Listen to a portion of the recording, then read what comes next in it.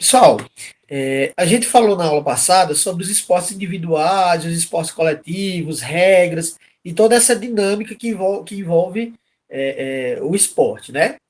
E aí a gente tem que pensar o seguinte: quando esse fenômeno esportivo ele chega na escola, né, causa uma tensão, uma exasperação nos processos que envolvem a escola, tá bom? Porque o esporte é um fenômeno multifatorial que envolve diversos elementos que a gente vai ver aqui no, no decorrer da aula. E aí, quando ele entra na escola, um grupo de professores diz assim: ah, tá bom, então, agora a gente precisa classificar esses esportes, a gente precisa criar categorias para esses esportes, né? E aí, esses esportes, eles foram divididos dentro do campo escolar em 6 categorias, tá bom? A primeira são os esportes de marca, em que o objetivo é arremessar algum objeto mais longe, chegar mais rápido ou levantar mais peso. Então, o esporte marca ele tem esses 3 segmentos, ele tem esses 3 elementos que vão determinar as características de práticas corporais esportivas. E aí eu queria que vocês pensassem e dissessem aqui alguns exemplos desses esportes de marca. Levantamento de peso. Levantamento de peso. O que mais?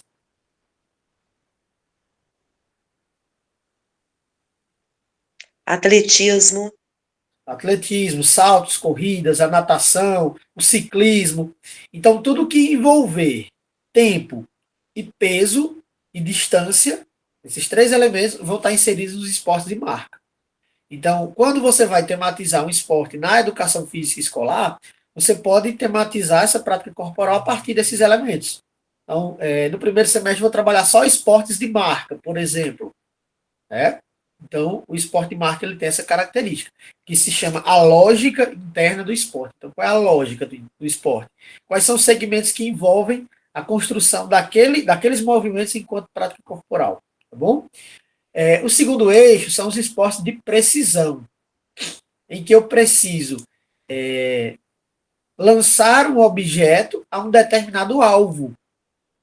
Tá? Lançar um objeto em um determinado alvo.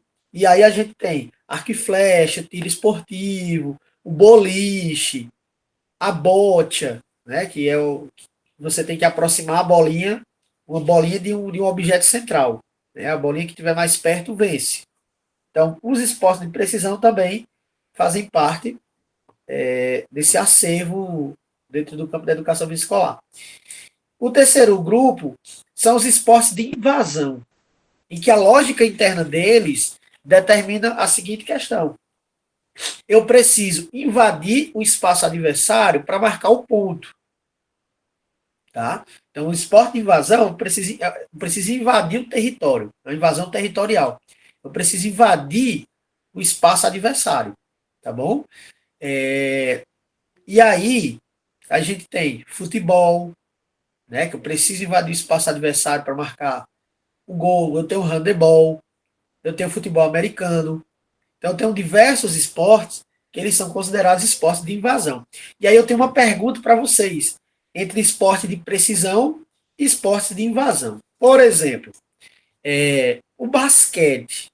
O basquete, para marcar o ponto, eu preciso arremessar a bola dentro de uma cesta, de um aro. Né? Então, envolve o quê? Quando eu lanço um objeto que eu possuo em outro objeto, para acertar lá naquele elemento, é precisão. Né?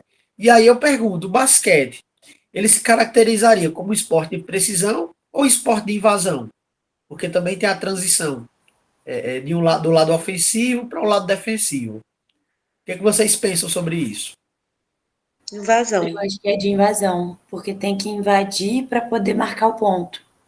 Mas eu não posso arremessar de trás da meia quadra antes de invadir o espaço? Pode, mas eu acho que continua sendo de invasão pelo fato de ter que marcar o ponto do outro lado. Perfeito. Então, por mais que eu arremesse de trás da minha quadra, a bola vai atravessar o campo adversário, vai invadir o espaço adversário. Né? Então, o esporte de invasão ele tem essa demarcação entre zona defensiva que é a zona que eu vou defender, e zona de ataque, que é a zona que eu preciso invadir para marcar o ponto. Tá bom? Então, muita gente se confunde nessa questão. Pô, o basquete, inclusive já caiu em concurso também. Pô, o basquete é precisão ou invasão? Então fica essa questão, e aí o basquete é um esporte de invasão, tá bom? Campo e taco. Esportes de campo e taco, pessoal, são esportes que envolvem rebatida em um determinado território, que é o território de um campo, tá bom? Então, por exemplo, o beisebol. Beisebol é um esporte de campo e taco. Porque eu preciso rebater um objeto e realizar determinadas ações. Tá bom? Então, a caracterização do campo e taco está no ato de rebater, está no processo de rebater. Tá bom? O quinto elemento são os esportes de combate, em que eu tenho um confronto entre dois ou mais indivíduos, em que eles vão disputar o território, ou objetos, ou eles vão precisar tocar o adversário, tá bom? Então, outra classificação são os esportes de combate. E aí eu tenho uma lógica interna desses esportes de combate, que vai direcionar, que vai mostrar que aquilo é esporte de combate, que é a fusão de ataque e defesa. Então, ao mesmo tempo que eu ataco, eu preciso defender. Vai ser o alvo, ele é personificado, ou seja, o alvo é uma pessoa. Então, eu preciso tocar aquela pessoa. Tá bom? Então, são características específicas dos esportes de combate. E os esportes técnicos combinatórios são esportes em que vai ser analisado a estética do movimento, a qualidade do movimento. Por exemplo, ginástica artística, ginástica rítmica. Tá? Então, percebam que cada prática corporal dessa possui uma lógica interna, uma forma específica de ação. Tá? E o sétimo esporte, que é rede-parede, rede/parede, né? Que é que entra o vôlei, entre o badminton, entre o beach tênis, em que eu tenho uma rede que vai dividir as duas equipes, não é de invasão, porque não pode invadir o espaço adversário, então eu preciso lançar ou rebater o objeto para o lado adversário. Tá? Então eu tenho essas 7 características que vão direcionar a tematização dos esportes na educação física escolar. E aí eu venho em algumas questões aqui, tá? O manball. Lembra que eu falei sobre o manball na aula passada? Esporte tipicamente brasileiro. Pode ser melhor enquadrado na unidade temática esportes e na categoria, e aí a gente precisa definir, tá bom? E aí a gente vai respondendo, eu vou explicando para vocês. Então, o manball é um esporte de rede, quadra dividida ou parede de rebote?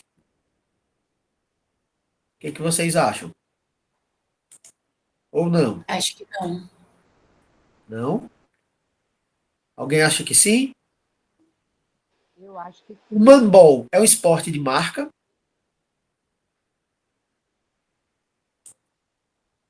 Não, marca não.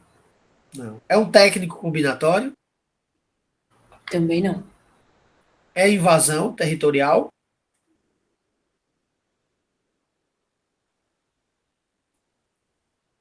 Então não é de marca, não é técnico combinatório, não é invasão, ou é invasão territorial?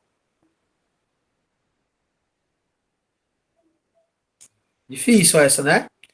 Então, a primeira coisa que a gente. Eu não vou nem responder agora, tá? A questão. Vou explicar o que é o manball.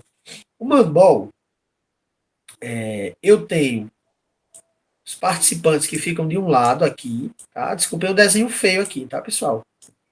Aí eu tenho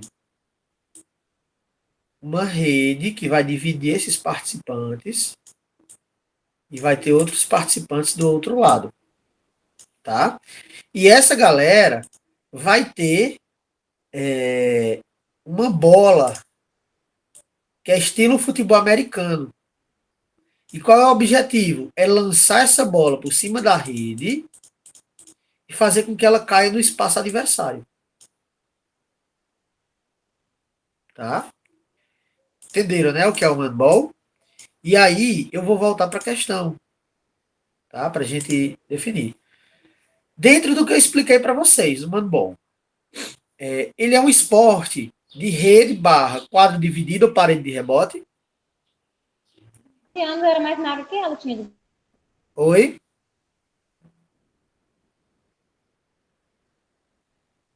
Não, não escutei, desculpa. Eu marcaria A, entre todos aí, eu marcaria A. Letra A. Então vejam, a questão correta vai ser a letra A, tá bom? Rede barra quadro dividido ou parede de rebote. Por quê? Porque qual é a lógica interna do handball? É você arremessar um objeto por cima de uma rede e ele cai no espaço adversário.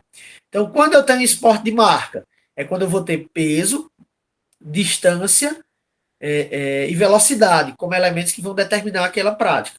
Então, não é marca. Então, não é marca. Técnico combinatório é quando eu tenho. Eu vou buscar a estética do movimento. Então, eu não quero saber se a bola caiu de forma bonita ou não. A bola precisa cair de qualquer forma para marcar o ponto. Então, não é técnico combinatório. Invasão ou territorial. Não é porque não pode invadir o espaço adversário. Tem uma rede que vai dividir as duas equipes. E campo e taco também não é porque não tem a utilização de um objeto, de um elemento que seria o taco ou qualquer outro objeto parecido para você rebater. Né? Você vai fazer um lançamento com as mãos. Tá? Então vai ser a letra A, tá bom? Então sempre que tiver essa questão, que a gente for analisá-la, a gente precisa entender como é que esse esporte é praticado e está sendo avaliado, tá? Como é que marca ponto nele, para que a gente consiga responder, tá bom? E a próxima questão, sobre a unidade temática, esportes, observe os exemplos a seguir. 1, basquete. 2, hóquei sobre a grama. 3, tênis de mesa. 4, cricket. Os esportes enquadrados na categoria invasão ou territorial são, ou seja, ele quer esportes de invasão. Tá bom? Então vamos por eliminatória. Qual que vocês acham aqui que não é de jeito nenhum esporte de invasão? Basquete, hóquei sobre a grama, tênis de mesa ou cricket?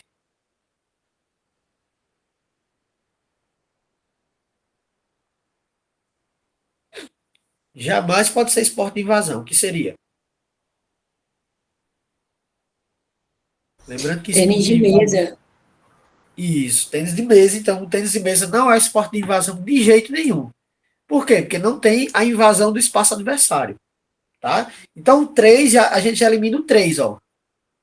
Letra B está eliminada. 1 e 3 está eliminado. E aqui, letra D também está eliminada. Né? Porque o 3, tênis de mesa, não é esporte de invasão. É esporte de rede e parede. Eu tenho certeza plena disso. Certo? Então, estou eliminando aqui. E aí vai sobrar a letra A, 1 e 4. E letra B, letra E, perdão, 1 e 2. Vocês marcariam qual alternativa? Eu marcaria a letra Um E, e dois. porque eu tenho certeza que Letra E. hóquei sobre grama é de invasão também. Perfeito. Então, o hóquei sobre a grama, muitas vezes a gente não conhece, mas a gente conhece o hóquei no gelo, que é, né, mas que possui um maior poder midiático que a gente conhece. Então, o hóquei é o esporte de invasão. E eu tenho certeza que o basquete é. Então, a letra A, ok, letra E, ok, se mantém. Mas eu também tenho certeza que o hóquei sobre a grama é o esporte de invasão. Então, vai ser a correta, a letra E. Tá? 1 e 2, basquete e hóquei sobre a grama. Na última questão, pessoal. Um possível guia norteador quanto à oferta de esportes variados para uma pessoa em idade escolar pode estar na Base Nacional Comum Curricular.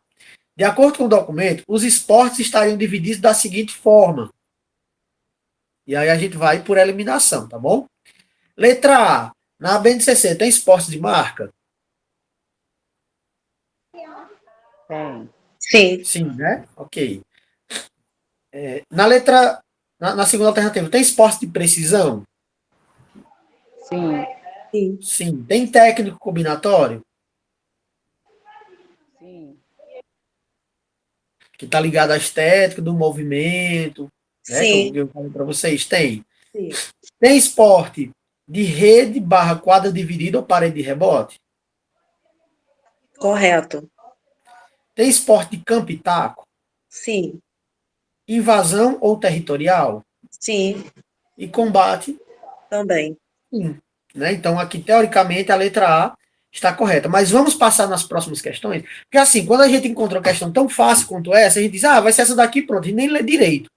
Mas é importante que a gente identifique qual é o erro das outras alternativas, tá bom? Então, letra B. Qual é o erro aqui? Jogos, esportes, lutas e ginásticas. Tá Tudo. Tem algum faltando erro aqui? todos. É. Tá faltando todos, né? Então, o que ele traz aqui não tá ligado à BNCC, né? Ao campo esportivo que a BNCC traz. Embora a BNCC traga como eixo temático outros elementos, como jogos e brincadeiras, lutas, a BNCC traz. Só que quando eu trago para a questão do campo esportivo, os esportes são divididos nessas 7 categorias que eu estou apresentando para vocês, tá bom? Letra C. A BNCC traz esportes competitivos, cooperativos, semi-cooperativos, análico-combinatórios. Né? Aí ele já vai trazer aqui, ó, invasão, ok, marca, combate, afro-brasileiros e indígenas. Então, a BNCC não traz essa combinação. Então, competitivos, cooperativos, semi-cooperativos e analítico-combinatórios estão fora. Afro-brasileiros também e indígenas também. Letra D. Marca, ok. Precisão, ok. Técnico combinatório, ok. Campo. Invasão territorial, ok. E cooperativos. Porque cooperativo ou não, vai ser um recurso metodológico do professor, como ele vai apresentar e aplicar aquela prática corporal. Né? Então, não entra como classificação do esporte, mas como um recurso metodológico de você aplicar o esporte. Letra E, marca, ok. Precisão, ok. Técnico, tático. Aqui aqui é a ação do aluno, é uma ação técnica, é uma ação tática. Né? Competitivos, né, é o recurso metodológico do professor, se eu vou trabalhar de maneira competitiva ou cooperativa, por exemplo. Né? Então, a 52, correta, letra A. Tá bom? Pessoal, dúvidas sobre esse tema? Tranquilo? Ninguém tem Tranquilo, dúvida, né? professor. Ok, então vou avançar aqui, tá bom? E aí, galera, para a gente fechar, eu vou trazer aqui algumas questões do voleibol, né, que não deu para trabalhar na aula passada. Ser bem descritivo e rápido aqui, tá bom? Para a gente não se empreender muito. E assim, as questões de vôlei foram poucas, né? Eles se prendem mais a futebol barra futsal e handebol. Acho que foram os conteúdos que tiveram mais questões, por isso que na aula passada deu um enfoque maior no handebol, tá bom? E aí o voleibol, pessoal, criado por William George Morgan no ano de 1895, tá bom? É jogado por 12 atletas, 6 de cada lado, e elas possuem o mesmo técnico. Cada equipe possui um líbero. O que é um líbero? É uma pessoa especialista na defesa, em defender as bolas, fazer com que elas não caiam ao solo, tá bom? E esse líbero não pode atacar, ok? O líbero surgiu porque lá naquela época, na época de origem do voleibol, a bola caía muito facilmente, né? As pessoas não tinham a qualidade técnica necessária para isso. Então eles buscaram formar uma pessoa específica, especialista para defender e evitar que essa bola caia, tá bom? Então cada equipe tem um líbero também. E aí tem a ideia do rally, que o rally é a sequência de ações do jogo. Então a equipe ataca, a outra defende, ataca e a bola não cai. Ela fica de um lado para o outro e ela não cai. Tá? É conhecido como rally. E aí um set, ele é vencido quando a equipe chega a 25 pontos. Tá? E é melhor de 3. Quem vencer 3 sets, vence a partida. Tá bom? Só que precisa ser 2 pontos de diferença. Então, por exemplo, tá 24-24. A minha equipe está jogando contra a de André e está 24-24. Aí a equipe de André marca um ponto, fica 25-24. Ela venceu? Não, eu preciso ter 2 pontos de diferença. Então ela precisa fazer 27-25. ok? E aí, em 1964, o voleibol foi inserido nas Olimpíadas, tá bom? O toque na bola pode ocorrer com qualquer área do corpo, tá? Então, o jogador pode pegar a bola com o pé, com a cabeça. Já vi questões de concurso que tinha essa questão, né? Que o jogador, perguntando se o jogador poderia tocar com qualquer parte do corpo ou não. Você marcar VOF. Então, o atleta ele pode tocar com qualquer parte do corpo. Agora, ele não pode tocar na rede. Se ele tocar na rede, aí vai ser um ponto para a equipe adversária. Tá bom? E aí, quando é que eu marco um ponto? Quando eu jogo a bola e ela cai diretamente na área adversária, ou quando eu jogo a bola bate no adversário e sai para fora da quadra. Tá? Que é o famoso explorar o bloqueio. Né? Quando a pessoa ataca a bola bate no adversário e cai fora da quadra. Então o ponto é meu, porque tocou nele. Tá? E outra maneira de marcar o ponto é quando o adversário saca e a bola vai diretamente para fora. Ou cai na quadra de defesa deles. Então, se o adversário joga e a bola não cai na minha quadra e nem eu toco na bola e ela vai direto para fora, o ponto é meu. Tá bom? E aí vence a equipe que ganhar 3 sets, né? E se aí, por exemplo, é melhor de 3, né? Desses 3 sets, está de 2-1 para uma equipe. Então, a equipe de André está ganhando de 2-1 da minha equipe. Se a minha equipe ganhar, vai fazer 2-2 e vai para o quinto set. Isso se chama tie break. Tá? E tem até 15 pontos. Beleza?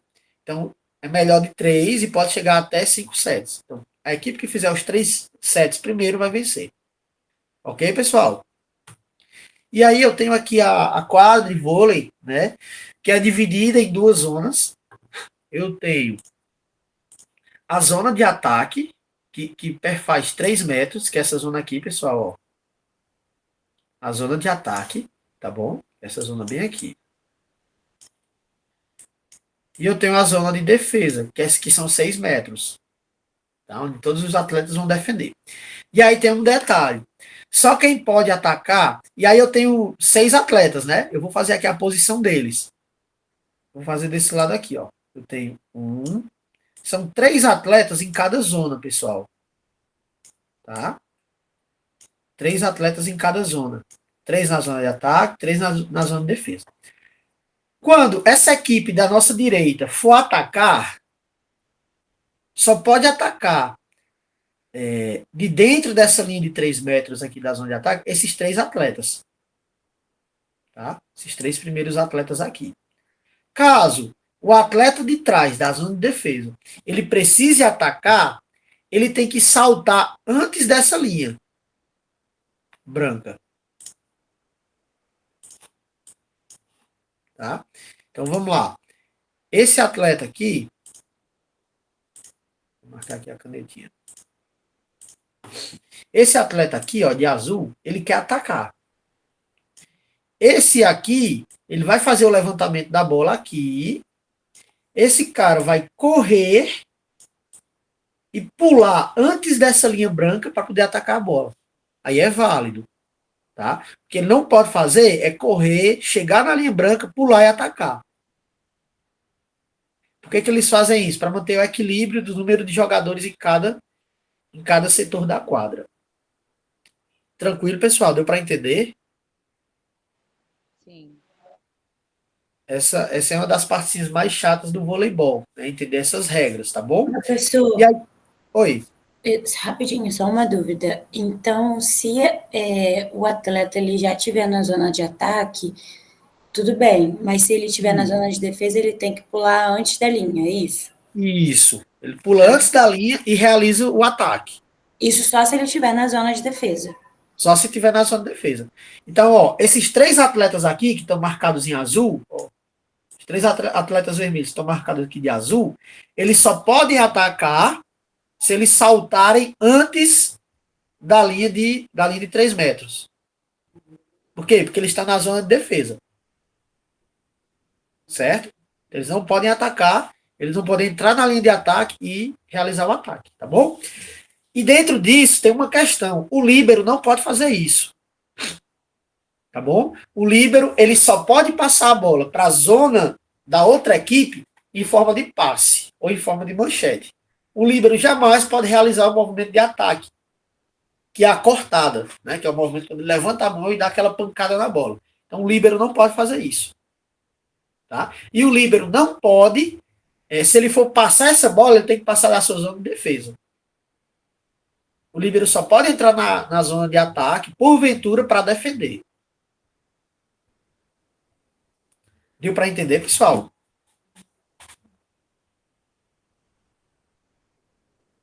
Deu, professor? Pronto, tranquilo. Aí tem uma distinção na altura, né, na rede do masculino para o feminino. O masculino tem 2,43 de altura e o feminino 2,24 de altura. Ok? E lembrando que eu não posso tocar na rede.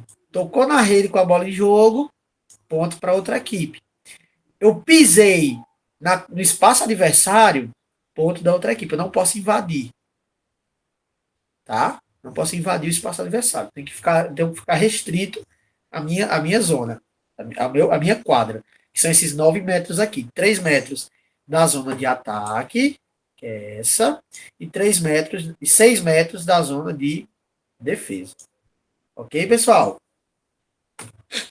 E é isso. A gente fecha esse conteúdo de esportes individuais e coletivos e vamos entrar no outro conteúdo, tá bom? Eu vou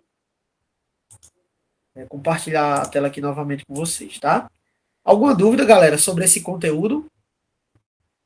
Professor, só recapitulando aqui rapidinho. O Sim. líbero, então, ele tem que ficar na zona de defesa. Isso, obrigatoriamente. Tá, aí ele só pode entrar na zona de ataque para defender a bola. Isso. E ele também não pode atacar, né? Não pode atacar. Agora, sim, o líbero ele vai entrar na zona de ataque. Não é que o líbero ele vai lá e corre na zona de ataque para a gente, não. A bola tá caindo, aquela coisa toda, ele vai lá e faz a defesa. Passando a bola para algum companheiro de equipe.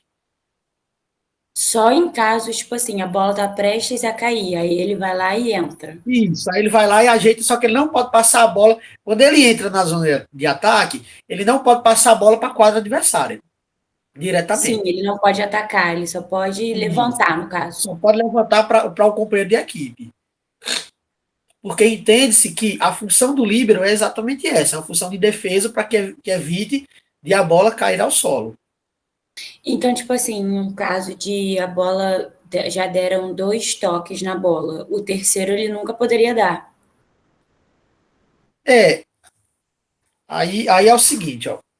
Nesse caso específico, ele pode passar a bola em forma de manchete ou toque.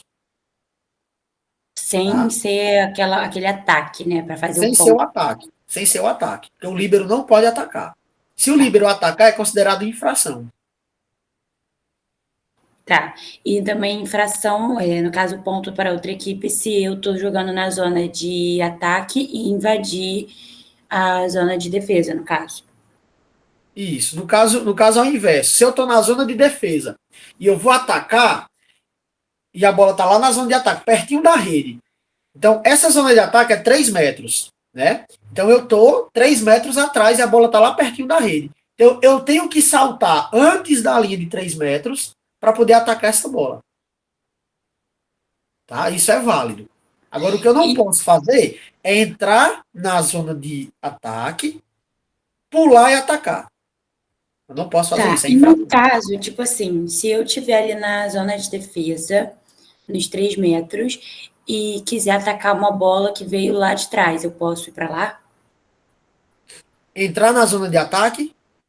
No caso, na zona de defesa. Se eu tô jogando na zona de ataque, quero entrar, tipo, uma bola veio lá de trás, eu quero atacar, passar ela pro outro lado. Eu poderia entrar na zona de defesa? Poderia, sem problemas. Tá sem bom. problemas. O que você não pode é sair da defesa para o ataque. Tá bom. Tá bom? Porque, assim, a lógica do vôlei é que todos os atletas cheguem o mais próximo possível da rede e ataquem o mais próximo possível da rede. Por quê? Porque a chance de marcar o ponto é maior. Então, dificilmente um atleta ele vai atacar da zona defensiva. A não ser que a equipe já tenha dado 2 toques na bola e o segundo toque a bola foi lá para trás. Aí a pessoa vai lá e faz um mini ataque lá, porque vai sem força, né? Então dá uma passada lá, dá um mini ataque lá. Então isso é permitido. Agora o que não é o atleta da zona de defesa entrar na zona de ataque e realizar o ataque. Ele tem que saltar antes. Ele tem que saltar da quadra dele. É igual o handebol. É igual o handebol. O handebol você não pode entrar na área, mas a pessoa pula antes de entrar na área para se aproximar mais do gol. E quando ela arremessa, que ela cai no chão, a bola já tem saído, ela já está sem a posse da bola. A mesma coisa no vôlei. Quando o cara ele pula antes da linha de 3 metros, que salta e dá a cortada, quando ele aterriza no chão, ele já está sem bola. Ele não tem um contato com a bola no solo, mas sim no ar. Ok? Ok, professor, pode seguir. Pronto, beleza. Eu vou compartilhar aqui a tela, tá?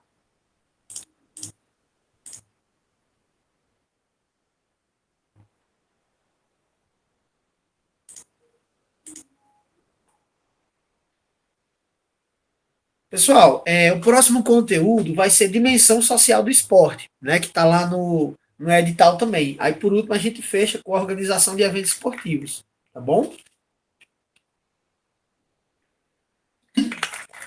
Então, pessoal, a gente precisa entender que o esporte, quando eu falo dimensão social do esporte, eu falo que o esporte ele está interligado, ele está interface com a sociedade, com os processos sociais, com as dimensões sociais.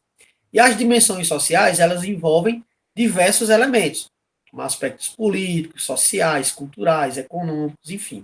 Então, o primeiro ponto que a gente precisa entender é esse, que o esporte não está sozinho.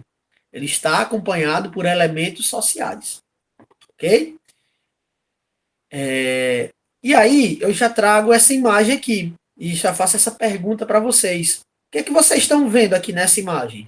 O que isso representa para vocês? Isso aqui é o quê? Uma confusão no jogo de futebol. Uma confusão no jogo de futebol. Ok. Aqui esse lance aqui aconteceu entre duas equipes da França, Nice e Olympique de Marseille. O Nice estava ganhando. O Olympique de Marseille é uma equipe tradicional, né? Tá de azul. E aí teve uma confusão lá com a torcida. Né? Os caras foram bater boca com a torcida lá. Os jogadores do Olympique de Marseille, que são os de azul, não aguentaram a provocação dos torcedores e iam para cima e tal, aquela coisa gerou uma confusão. A torcida jogou água neles, a torcida quis invadir o estádio para bater nos jogadores. E aí eu faço uma pergunta para vocês: o esporte é violento? Não, Não, por quê?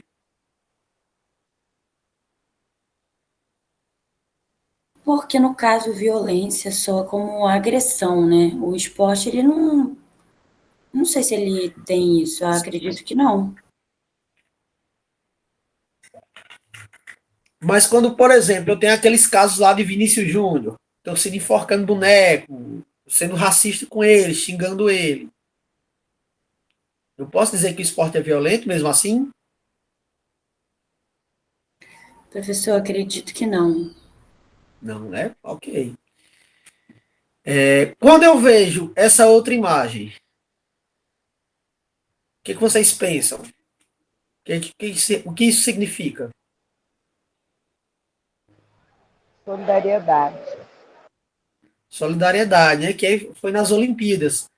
Tinha um cara lá que estava em primeiro lugar, aí disputando, esses dois caras estavam disputando, de vermelho vinha na frente. E aí o de amarelo passou mal lá, e o cara segurou ele e chegaram os dois juntos. Tá? Que foi em alguma Olimpíada, que eu não lembro a data, mas foram em alguns Jogos Olímpicos.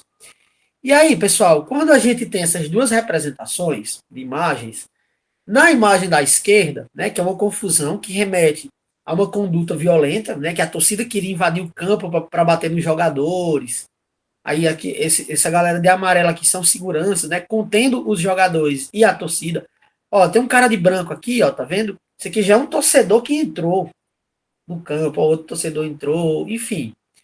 É uma cena que remete a questões relacionadas à violência, tá? Assim como os casos de Vinícius Júnior, enfim, os casos que a gente vê por aí afora. Na outra imagem, né, o exemplo de solidariedade, como vocês falaram, e como eu expliquei aqui, que é um atleta ajudando o outro, né? E aí o esporte, ele tem essa questão. Qual percepção que temos do esporte? O esporte é um recurso que pode propiciar a violência, ou o esporte é um recurso de solidariedade que vai ajudar as pessoas? Qual percepção vocês têm de esporte?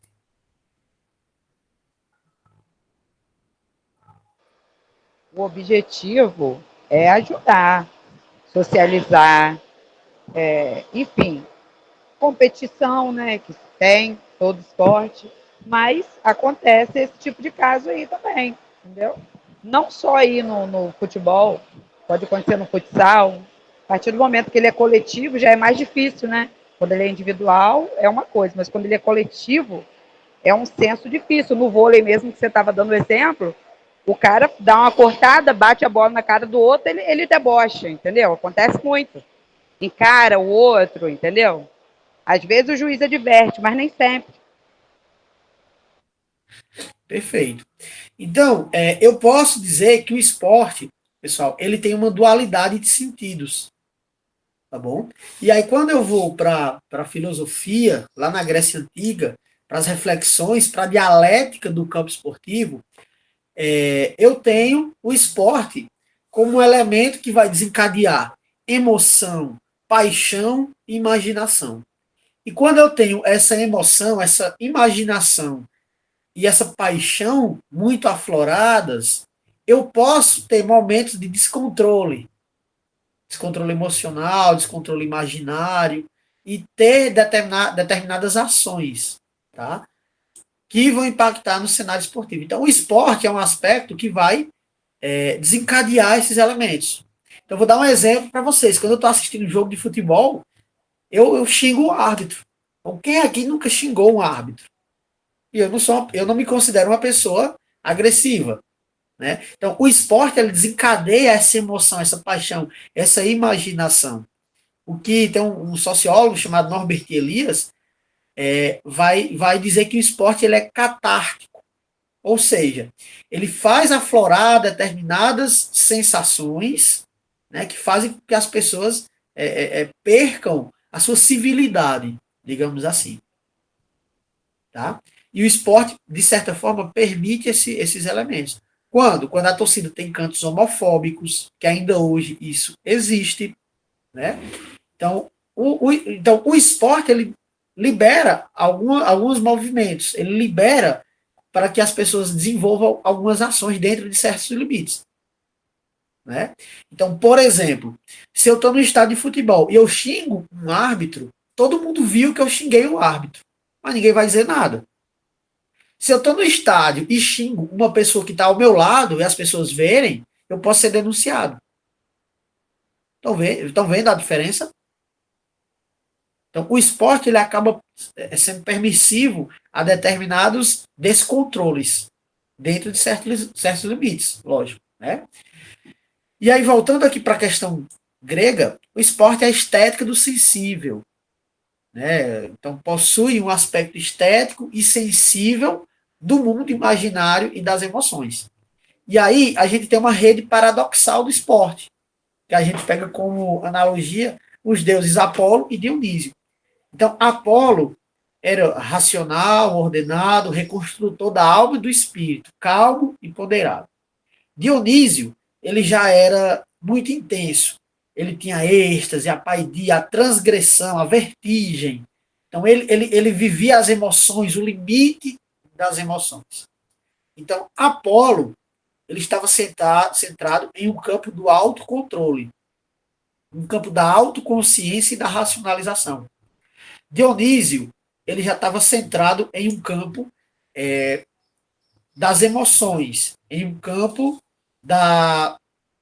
de explorar as suas sensações, os seus sentimentos, tá? De forma intensa. Então, quando eu penso nesses dois opostos, vocês acham que dá para associar com o campo esportivo? O campo esportivo, ele permite esses dois recursos? É um ponto a se pensar, tá bom? E aí, quando eu venho... Então, pensem nessa dualidade, tá bom? Entre esporte racional e esporte emocional. Quando eu venho para o esporte na modernidade, eu tenho os aspectos biológicos e os aspectos culturais que acabam impactando nessa configuração esportiva. E esses dois segmentos, eles acabam sendo dicotômicos. Então, por um lado, eu tenho as ciências exatas, fisiologia do exercício, biomecânica, que vão direcionar o esporte para esse campo mais racional, de tática, de técnica, de como o jogador tem que seguir, de como o jogador tem que agir. E, por outro lado, tem o aspecto cultural, social do esporte, que os atletas, as pessoas vão lidar com as emoções também. Né? Então, quando o time está perdendo, está faltando 5 minutos, vai todo mundo para dentro da área, o goleiro vai para dentro da área, né? Fica todo mundo lá querendo fazer o gol, aquela coisa toda, a torcida gritando, todo mundo louco. Então, essa questão não foi treinada, essa questão não é apenas biológica, mas é uma questão também cultural. Ok? E aí, quando eu venho para o esporte, eu tenho paradoxos e dilemas do esporte. Se, por um lado, o esporte ele tem um desafio, ele é relacionado ao diálogo, ele é relacionado ao prazer, ao lúdico, à cooperação e à solidariedade. Vocês concordam com esses termos? Com esses termos? O esporte tem isso? Tem sim, professor. Tranquilo, né? O esporte tem esses elementos, vocês concordam comigo. Mas, por outro lado, o esporte ele tem jogo sujo. Quando a nossa colega deu o exemplo aqui, quando o cara joga a bola na cara do outro, faz o deboche, para quê? Para desestabilizar emocionalmente o adversário. Ele tem dissimulação. Ele tem uso de substâncias ilícitas, que é o doping. E ele tem treinamento precoce, que vai profissionalizar os atletas. E a gente vê isso no Brasil. Quando atletas de 16, aconteceu agora na equipe do Palmeiras. Hendrick, que tinha 16 anos, já foi vendido para o Real Madrid, 400 milhões de reais, com 16 anos. Né? Então, esse treinamento precoce, essa profissionalização de atletas, está acontecendo cada vez mais cedo. Recentemente, o Palmeiras tentou contratar uma criança de 10 anos do Corinthians. Né? Como não pode contratar, eles ofereceram lá luvas para a criança, uma série de regalias para a família da criança, entendeu? Então, esse treinamento precoce está cada vez mais presente. E aí eu pergunto, vocês concordam que o esporte também tem esses outros elementos? Sim. Sim, né? Então a gente volta para esse paradoxo aqui, ó. Né? De Apolo e Dionísio. De um lado, o esporte racional, de outro, o esporte emocional. Tá? E aí, quais elementos vão impactar nessa configuração? Elementos políticos. Porque o esporte, lembra o que eu falei no início, o esporte ele não está sozinho, ele sempre está acompanhado por um elemento social. Por isso que o tema desse momento agora é dinâmicas sociais do esporte. Né? Então, o esporte ele é impactado por elementos políticos. Ele é utilizado como um recurso político para levantar determinadas situações, determinados elementos. Tá? Um exemplo disso, por exemplo, lá na Copa do Mundo, a última Copa do Mundo que teve, que acho que foi no Catar, né? Que lá eles têm uma intolerância lá religiosa relacionada a gênero. Por conta da religião, eles não reconhecem a diversidade de gênero. E alguns atletas queriam ir com a braçadeira de capitão com o formato arco-íris, né? Representando a comunidade LGBTQIAP+. E aí eles eram proibidos, iam ser multados pela FIFA, porque aquela região tem uma cultura específica, pautada na religião. Então, o esporte ele pode se fazer com esse elemento político de erguer uma voz. O aspecto ele é passado, ele tem muita influência por aspectos econômicos, se não a maior influência. Então, antes de todos esses elementos que eu mostrei para vocês, desafio, diálogo, prazer, jogo sujo, dissimulação, tudo isso passa por os aspectos econômicos. E eu vou citar um exemplo para vocês. Estava jogando uma equipe de futebol, Corinthians contra São Paulo. E aí, um jogador do São Paulo caiu. E o árbitro marcou pênalti. E aí o jogador de São Paulo levantou e disse assim, cara, não foi pênalti, eu me joguei. E o árbitro voltou e não deu pênalti. Cara, o que a torcida xingou esse jogador, esse cara, vocês não tem noção. E aí eu tenho esse paradoxo do esporte, que vai ser impactado por os aspectos econômicos. Então, por mais que eu tente ser uma boa pessoa dentro dessa configuração esportiva, o elemento econômico, o aspecto econômico, ele vai sobrepor-se às dinâmicas sociais. Não só no esporte, mas em toda a vida. Porque a gente vive nesse sistema capitalista e neoliberal em que o rendimento ele é o principal elemento. Então, não importa como, mas eu preciso chegar àquele resultado. E para isso, os atletas eles fazem jogo sujo, dissimulação, tentando obter vantagens dentro da configuração esportiva. Tá?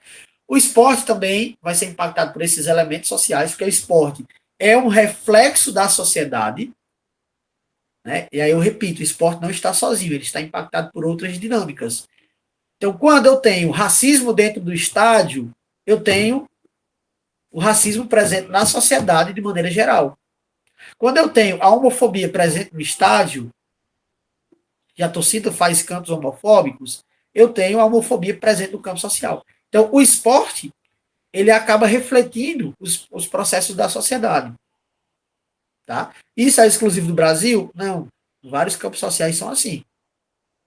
Tá? Porque nós fomos criados num sistema patriarcal, capitalista, que você tem uma relação de poder, que muitas vezes é coercitiva. Né? Que as pessoas tentam usar das outras para obter vantagens. E o esporte também ele perpassa por elementos culturais. Né? Por exemplo, quando a Copa do Mundo do Brasil, as delegações de Japão, China, quando eles saíam dos locais, eles juntavam todo o lixo. Então é um elemento cultural que acaba entrando dentro da configuração esportiva. Tá bom? E aí, pessoal, esses dilemas, esses paradoxos que a gente tem no esporte, que eu trouxe para vocês, eles são incutidos por esses elementos que eu trouxe para vocês. Então, tudo isso vai impactar na construção do esporte. Beleza? E, dentre eles, tem um elemento que vai transpor todas essas barreiras, que é a competição.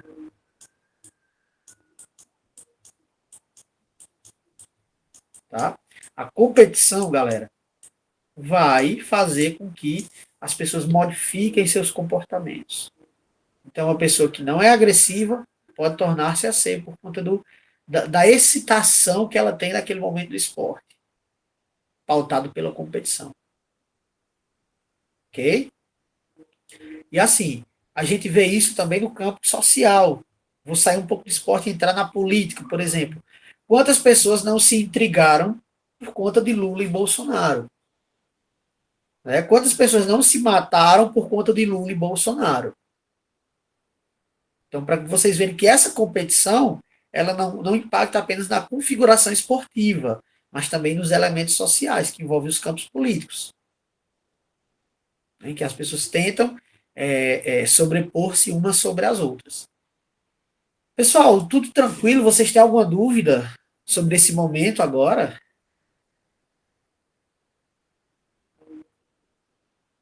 Não, professor, tá tranquilo. Qualquer coisa vocês podem Tranquilo, falar, tá? tranquilo. Qualquer coisa vocês podem falar, tá bom?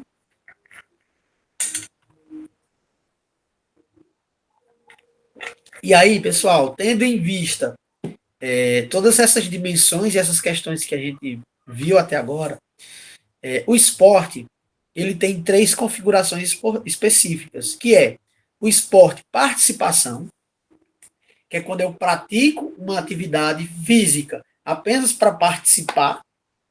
Um exemplo que eu estou fazendo agora, eu tenho até mais frequência, mas fraquejei um pouco nessa questão, é participar dos eventos de corrida. Então tem medalha para todo mundo, tem café da manhã. Eu não vou para pódio, porque tem muito mais gente preparada que eu, não sou atleta. Então eu vou lá para participar, pelo lazer, pela resenha. Né? A gente montou um grupo de corrida aqui, eu e os meus amigos, Tartarugas a Jato. Olha que resenha. E aí todas as corridas na região a gente vai, brinca, ganha medalha, enfim. O esporte ele tem essa dimensão que é a dimensão da participação. Então, eu vou praticar para participar, pelo lazer, pela resenha, pela brincadeira. Aqui não tem estresse. Tá? Então, é um primeiro elemento. O segundo é o esporte performance, que está ligado à performance esportiva, ao rendimento. Está centrado no campo do rendimento esportivo. Então, o cara tem que vencer, o cara é atleta, o cara ele possui uma equipe multifatorial que vai ajudar ele. Então, o esporte tem essa outra vertente que é da competição. Tá? E por fim, a gente tem o esporte o esporte educação, em que eu vou formar cidadãos. Geralmente está ligado ao esporte escolar, às categorias iniciantes, né? Tem mais impacto com esse público, que está sendo formado ainda. É muito difícil você trabalhar esporte e educação, por exemplo, com grupos de veteranos, de atletas veteranos. Porque eles já tem uma formação, eles já tem uma identidade mais fixa. Né? Então já está num período de vida que eles passam por eles passam por diversos momentos da vida que constituem uma identidade mais fixa. As crianças e jovens não. Eles ainda vão adquirir muito mais experiências e estão construindo a sua identidade. Então, esporte e educação, ele centra-se mais nesse campo de crianças e jovens, mas também está presente nos outros segmentos. Tá bom? Então, embora a gente tenha essa diferenciação do esporte, esses segmentos eles podem estar ligados. Tá? Então, eu posso fazer lá a brincadeira, eu posso participar da corrida pela participação, por lazer, mas também eu posso ter valores dentro do esporte. Né? Eu posso ajudar uma pessoa. Né? Eu posso estar lá na corrida, que eu vou para brincar, mas eu também posso dizer assim, eu vou competir comigo mesmo, vou fazer meu melhor tempo nessa corrida. E, de certa forma, entrar num campo que envolve a performance. Tá bom? Então, embora esteja essa divisão, esses campos, essas fronteiras que determinam o esporte, participação, performance e educação, elas não são intransponíveis. Elas são permeáveis e esses 3 segmentos eles podem se cruzar. Tá bom? Então é importante o que eu quero que vocês entendam aqui, que a gente tem essas 3 dimensões do esporte. Esporte participação, esporte performance e esporte educação, ok?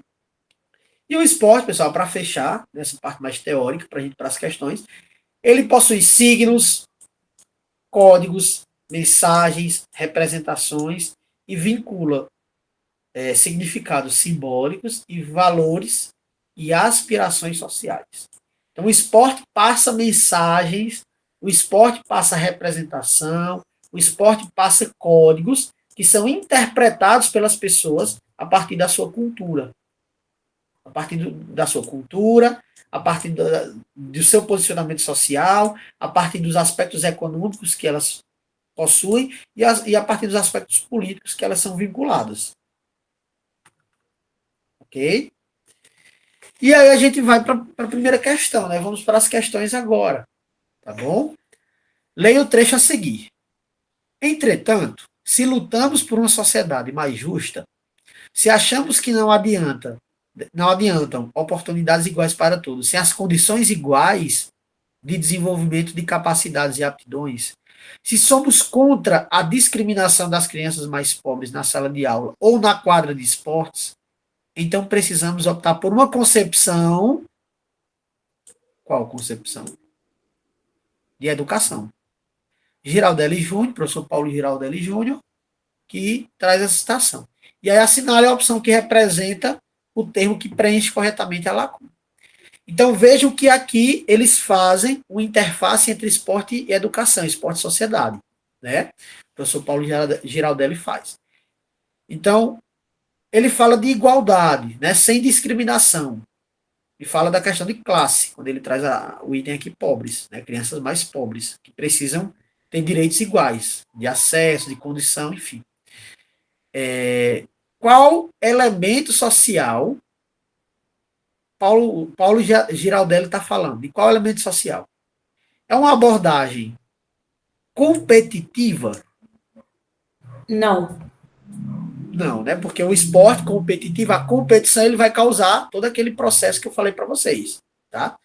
É uma abordagem pedagogicista? Não é. Por que não é pedagogicista? Porque não tem nenhum elemento pedagógico da educação aí. Isso, ele está falando especificamente do campo esportivo. Letra C, é um aspecto liberal?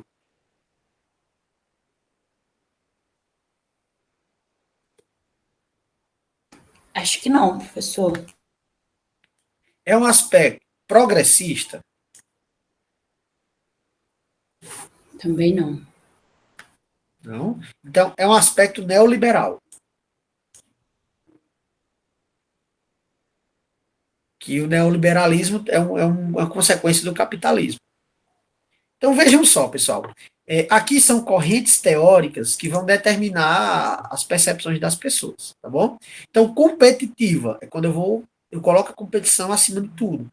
Pedagogicista não é porque eu não tenho processos pedagógicos mais amplos, né? Liberal, o liberal está ligado a um processo mais conservador. Então, se eu sou conservador, eu vou manter o status quo. Ou seja, quem é rico continua rico, quem é pobre continua pobre. Né? É tipo um sistema de castas. Quem nasce rico morre rico, quem nasce pobre morre pobre. E neoliberal é um sistema que está centrado no capitalismo. Tá bom? Então, o correto vai ser letra D. É um sistema progressista. Eu fiquei na dúvida de progressista, progressivista. Eu confundo o mundo. Professor, progressista é o quê? Progressista é um sistema que você vai buscar essa igualdade de direitos. Você vai progredir os processos sociais. Entendeu? Então, é a mesma coisa do processo político no Brasil.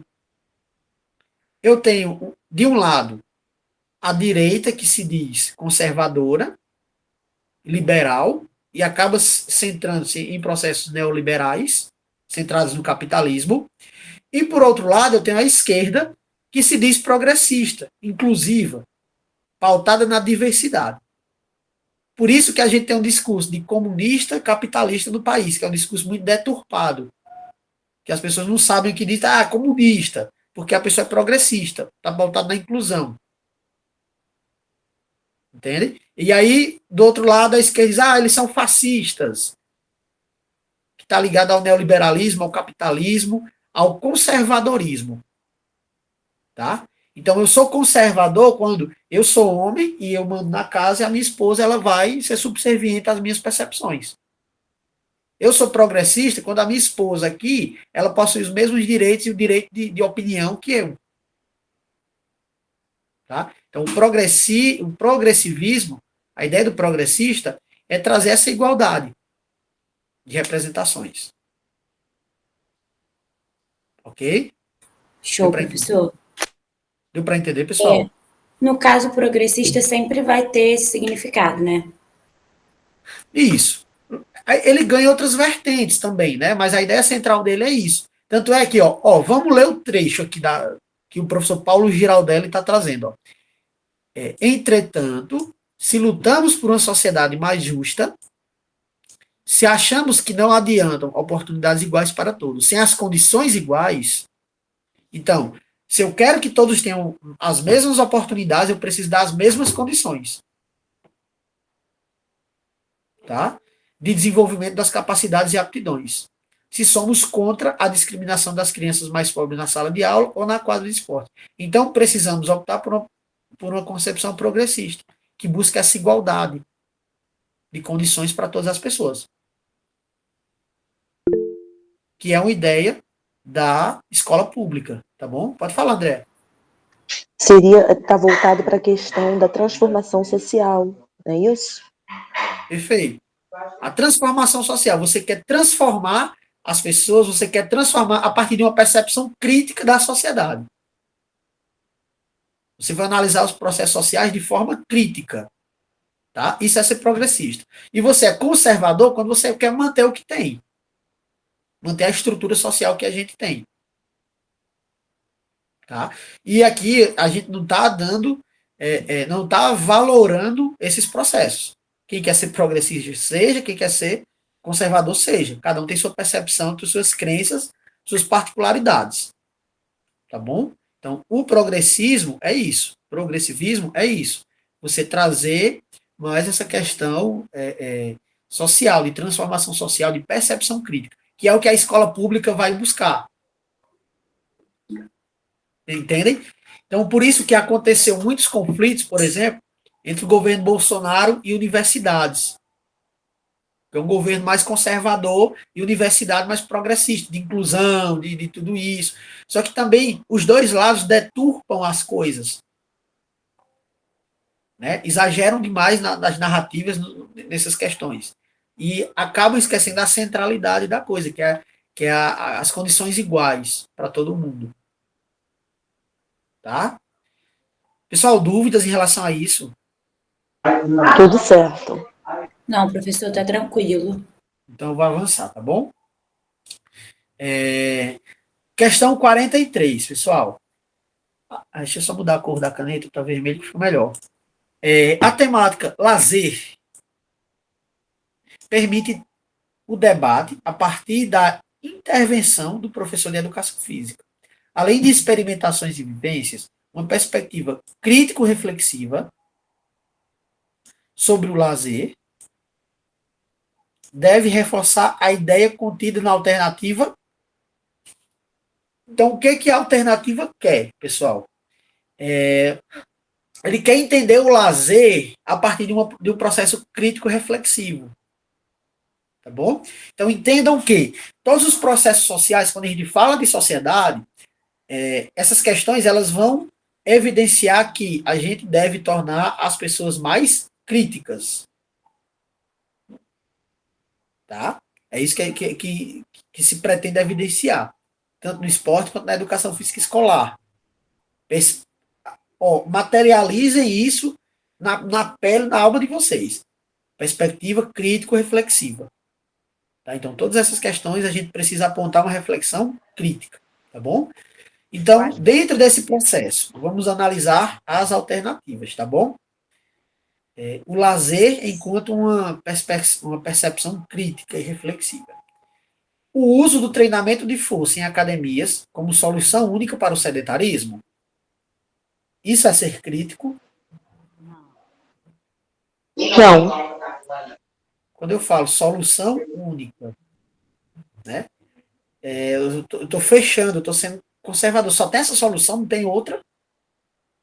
Eu não posso caminhar. Treinamento de força também não tem nada a ver com crítico reflexivo. Então, eu restringo para um campo só. Então, quer dizer que eu só posso ter saúde se eu fizer isso?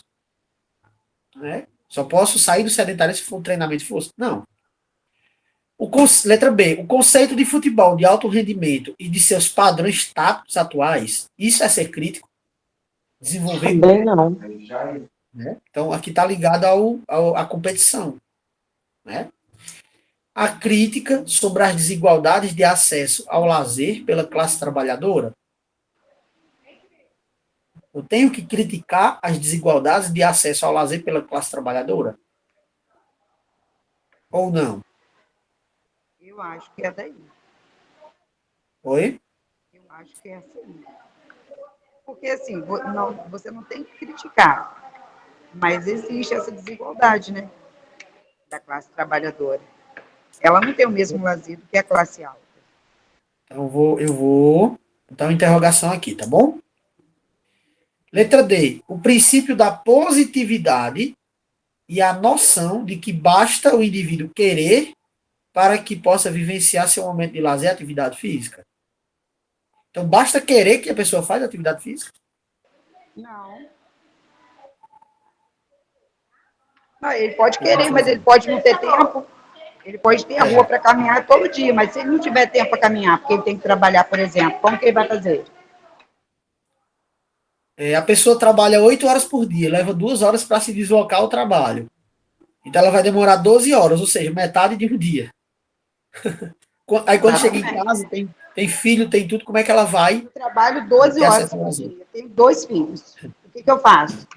Trabalho, como e durmo, dou conta de filho. Né? Então, essa questão de basta o indivíduo querer é muito coisa de coach, né?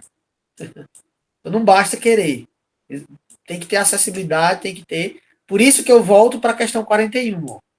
Acessibilidade, progressismo, condições iguais, ó, de acesso e desenvolvimento para todo mundo. Tá? Letra E. A promoção da saúde deve focalizar o comportamento individual do cidadão e a obtenção de exames médicos saudáveis. Então, essa questão ela também está incorreta, porque não é sobre a questão individual, não é um individualismo. Né? É uma questão coletiva, de saúde para todo mundo. Então, a promoção da saúde não deve focar o desenvolvimento de comportamento individual, mas coletivo, que todo mundo faça. Não centralizar em um grupo de pessoas. Então, a letra C é a letra correta, a alternativa correta, pessoal. A crítica sobre as desigualdades ao lazer pela classe trabalhadora. Então, essa desigualdade ela precisa ser criticada. Em uma percepção crítico-reflexiva. Ok? 43, letra C. 44. Um olhar multi-intercultural sugere que a educação física no contexto escolar deve promover o quê? Para mim, O não que está é educação aparecendo a física? questão aqui, não. Oi? Para mim, não está aparecendo a questão aqui, não. Está aparecendo para todo Não está mundo aí? aparecendo? Para mim tá aparecendo. Tá ok? Então, pode ser o meu. Vou sair e vou voltar aqui. Ah, ok. Vou te aguardar. Ah, não, apareceu. Ah, Estava minimizado. Desculpa. beleza. 44. Um olhar multi-intercultural, ou seja, um olhar que considera a multiculturalidade, sugere que a educação física no contexto escolar deve promover o quê? A valorização da diversidade cultural representada pelos alunos. Letra B. Transformação da sociedade rumo à supremacia do proletariado. Supremacia? Não, né? Saúde, aqui eu vou botar uma interrogação, fiquei em dúvida. Saúde baseada nas recomendações da Associação Brasileira de Medicina Esportiva? Não sei. O que vocês acham? Tá aqui uma interrogação. Formação de atletas olímpicos e paralímpicos. Então, na escola eu tenho que formar atletas? Não, né? Tenho que formar sujeito crítico. Letra D está fora. E letra B está fora também, que eu não tenho que botar a supremacia de ninguém. Igualdade de acesso. Letra E. Corpo bem condicionado para a prática do atletismo. Então, aqui eu redireciono para uma prática específica e eu valorizo uma questão corporal de condicionamento físico. Então, estou entre letra A e C. O que vocês marcariam? Eu marcaria A. Alguém marcaria Para C? mim também. Para mim seria A também. Porque escolar, como que você vai fazer medicina esportiva se você não tem nem o básico, entendeu? Nem Sim, pessoal. Essa C eu coloquei em interrogação, né, para deixar pelo menos duas alternativas para vocês. Mas essa não tem lógica, né? Saúde baseada na Associação Brasileira de Medicina Esportiva. A medicina esportiva está mais centrada em atletas, né? Então, a medicina esportiva ela vai entrar na nossa casa.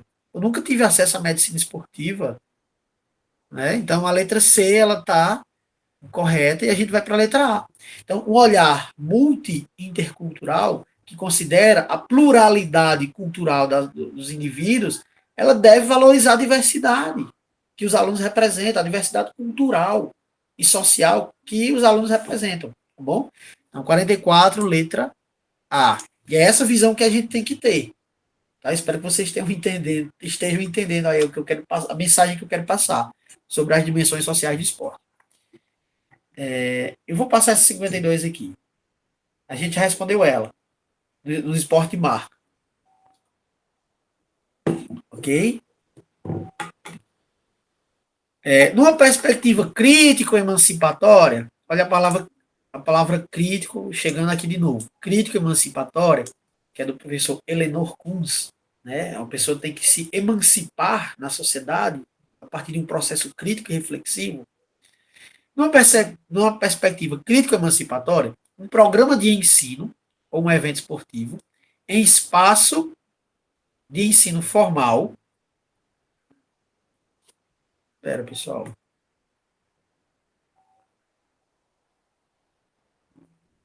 Só um minuto, tá?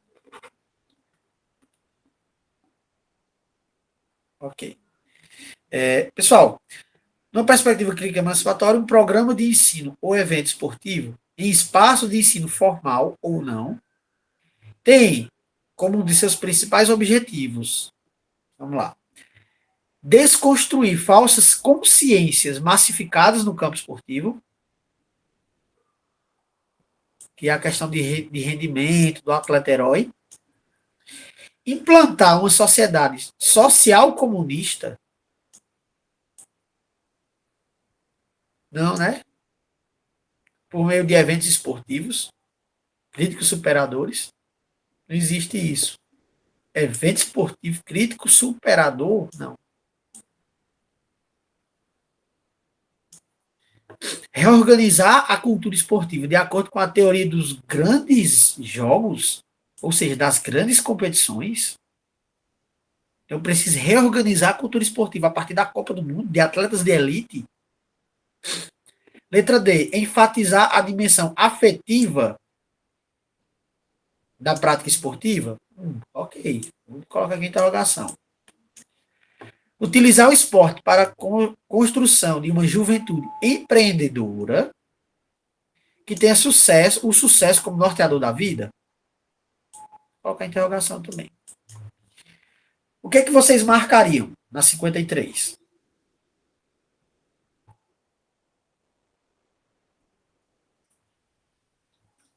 Letra A, D ou E?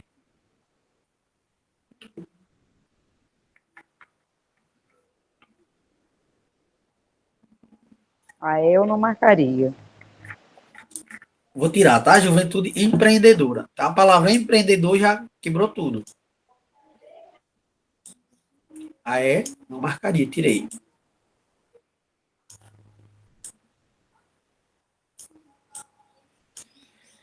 Fica entre D e A. Enfatizar a dimensão afetiva da prática esportiva ou desconstruir falsas consciências massificadas no campo esportivo. Então, eu vou voltar para a questão. Entre A e D, o que é uma perspectiva crítica? Desconstruir falsas consciências massificadas no campo esportivo é ser crítico ou enfatizar a dimensão afetiva da prática esportiva é ser crítico? Então, eu ficaria com a A, porque a dimensão afetiva não tem nada a ver com criticidade, ela tem a ver com solidariedade, com, né, o esporte cooperativo, mas com criticidade não. Posso estar pensando errado, mas eu ficaria com a A. Alguém marcaria a D?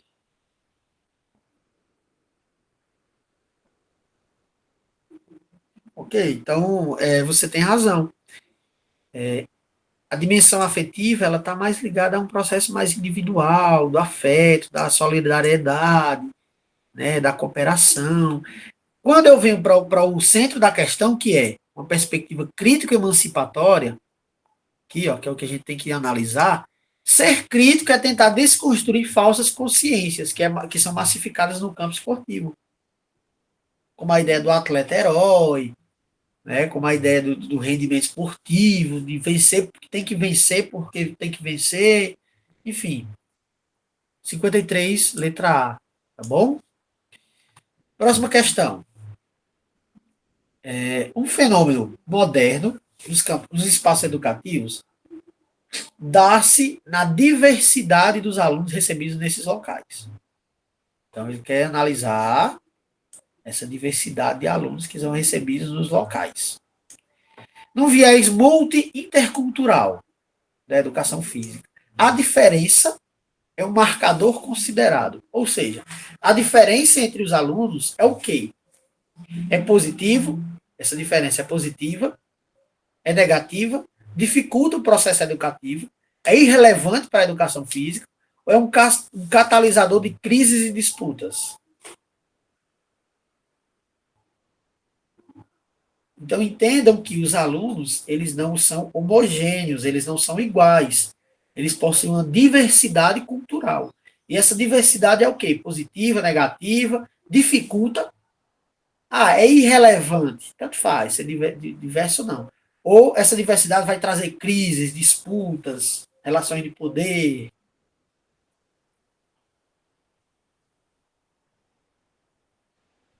Eu acho. Estando aqui.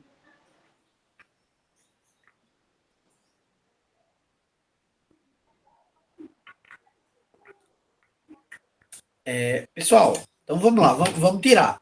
É irrelevante? Não. A diferença é algo relevante que a gente precisa considerar.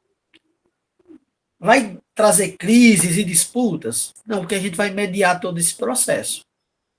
Tá? Dificulta o processo educativo? Quando a gente vai para a realidade do professor, com muita carga horária, pouco tempo para planejar, muita demanda de trabalho, burocracias do sistema, e toda essa questão, a diversidade de alunos, com diversas culturas, diversas formas de ser, acaba dificultando esse processo, quando a gente pensa na realidade. Mas a gente precisa ter uma visão crítica, reflexiva e inclusiva. Então, essa diferença, pessoal, ela precisa ser compreendida como algo positivo para a sociedade. Por quê? Porque a gente precisa estar centrado nessa ideia crítica, reflexiva de inclusão. Olha a outra questão aqui, ó. De condições iguais de acesso. Ó. Condições iguais de acesso para todo mundo.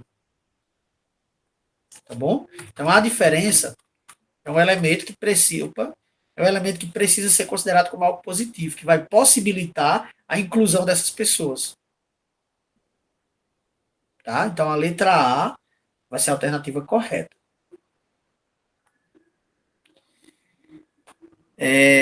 O resgate do patrimônio da cultura corporal brasileira é tarefa importante do professor de educação física.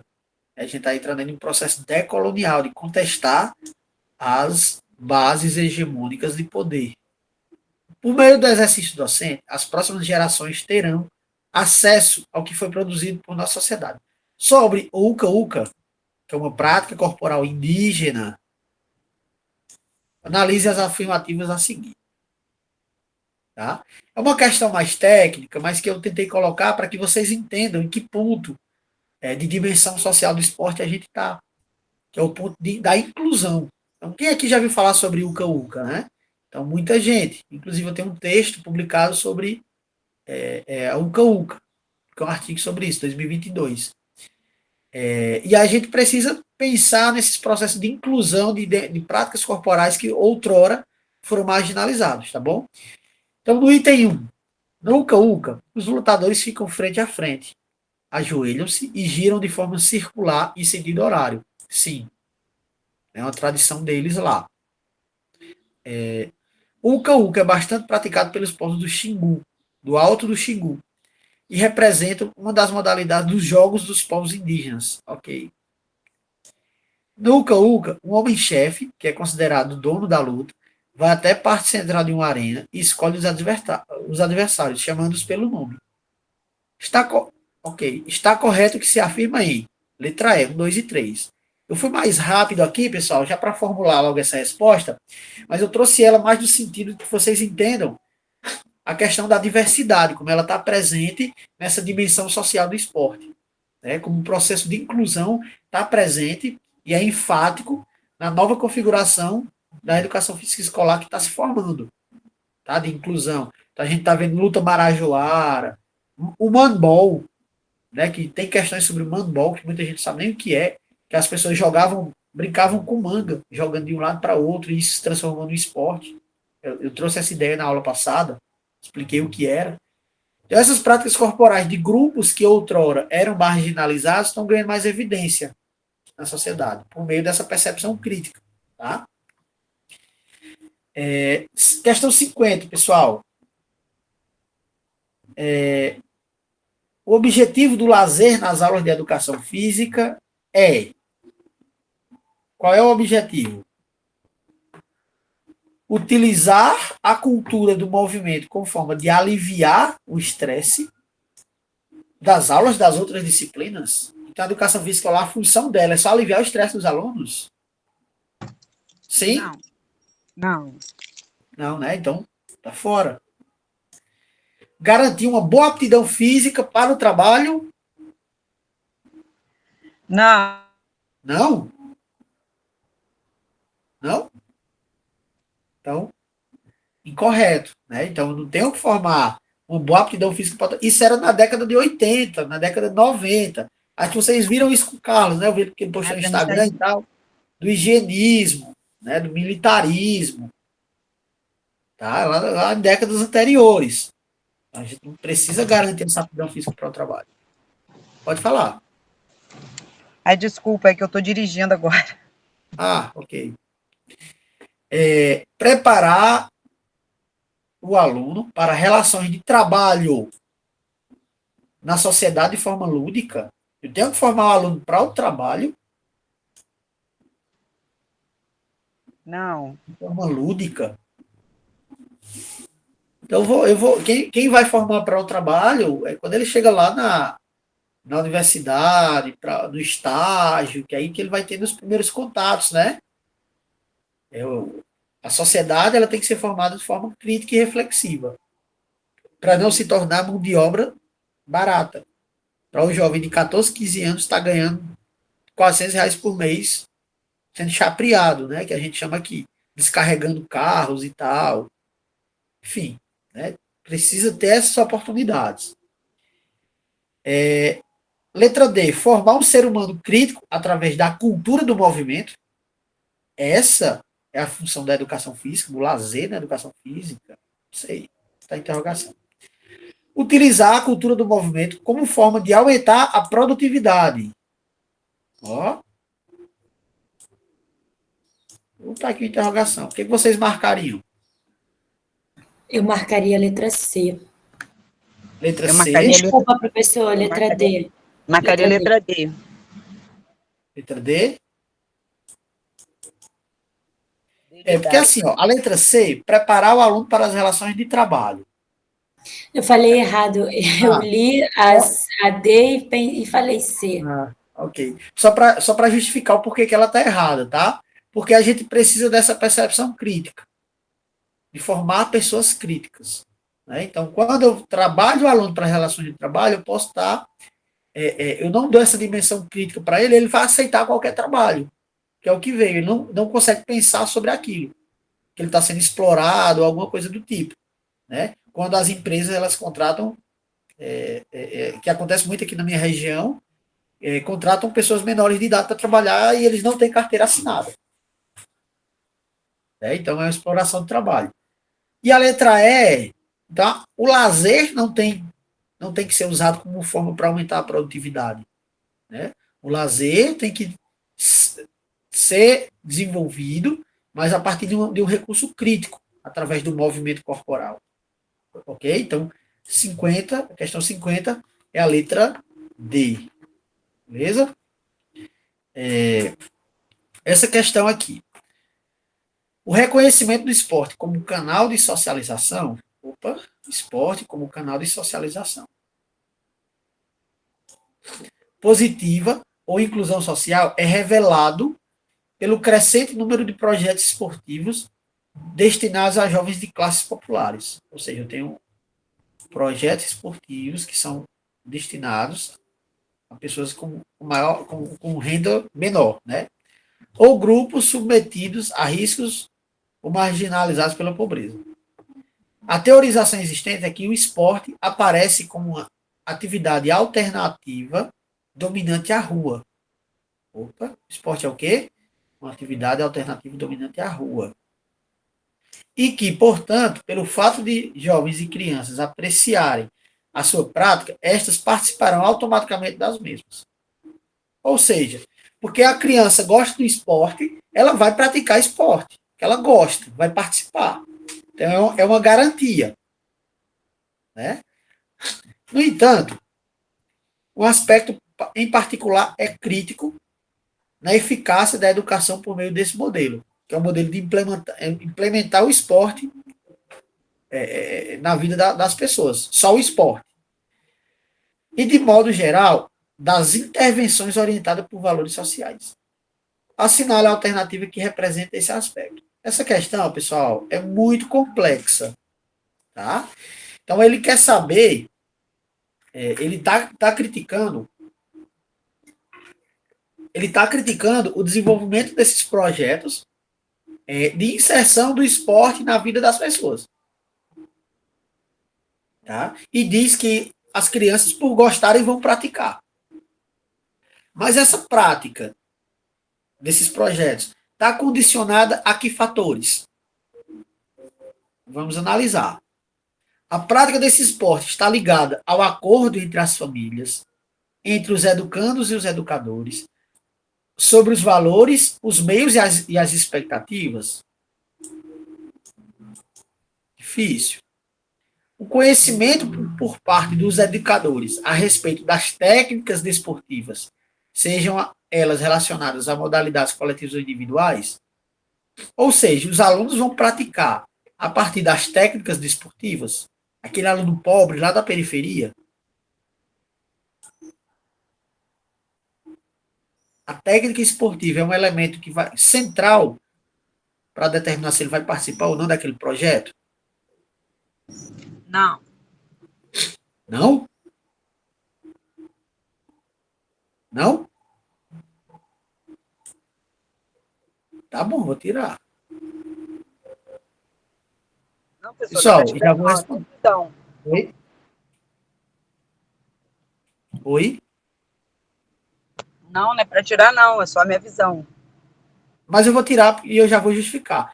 Porque a técnica esportiva é o principal recurso que vai levar o jovem, a criança da periferia para praticar esporte. A técnica, ele vai por técnica. O que faz ele ir? Né? Não é a técnica especificamente.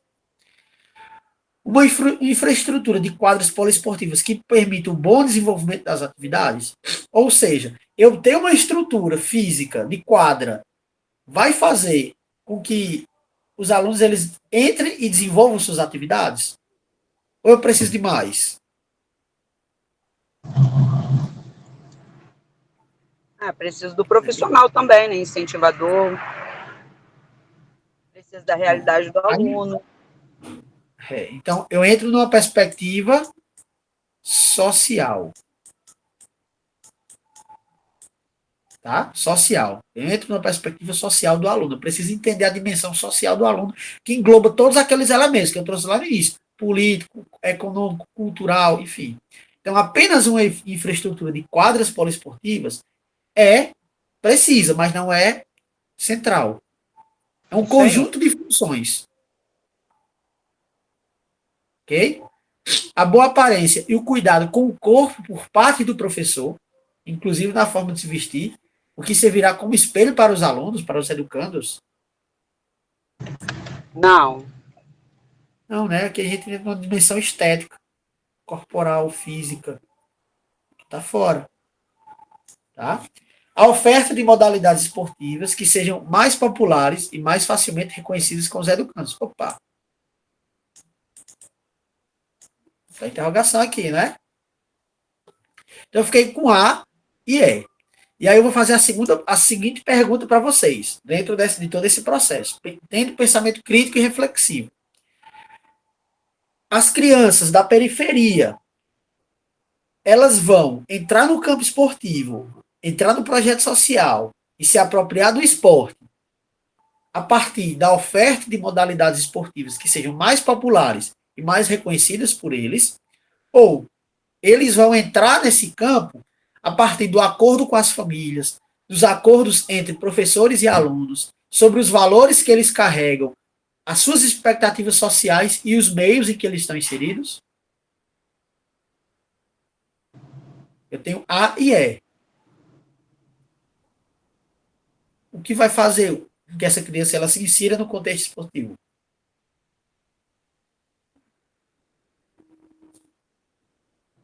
Essa é Pensando difícil, rápido, né? eu acho que eu responderia A. Essa é difícil, né? Então, vejam, pessoal, essa participação ela é permeada por um fator social. Ela é multifatorial, ou seja, a inserção de uma criança, eu estou falando aqui de crianças, destinadas a jovens das classes populares ou grupos marginalizados. Então, precisa-se de uma negociação. Elas são marginalizadas pela pobreza. A criança vai escolher, vai jogar bola ou vai trabalhar?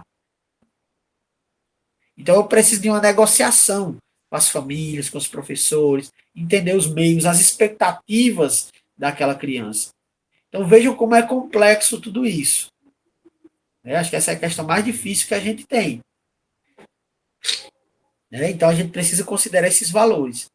A oferta de modalidades esportivas que sejam mais populares vai facilitar, mas não é o principal recurso. Por trás de tudo isso tem a questão familiar, a questão dos valores, das expectativas que eles têm, que têm que ser atendidas. Beleza? Então, fechamos aí essa questão. Tá bom, pessoal? 40. O gabarito era A da outra mesmo? Oi? O gabarito da outra é A mesmo? Letra A. Tá bom? Tá show. Letra A.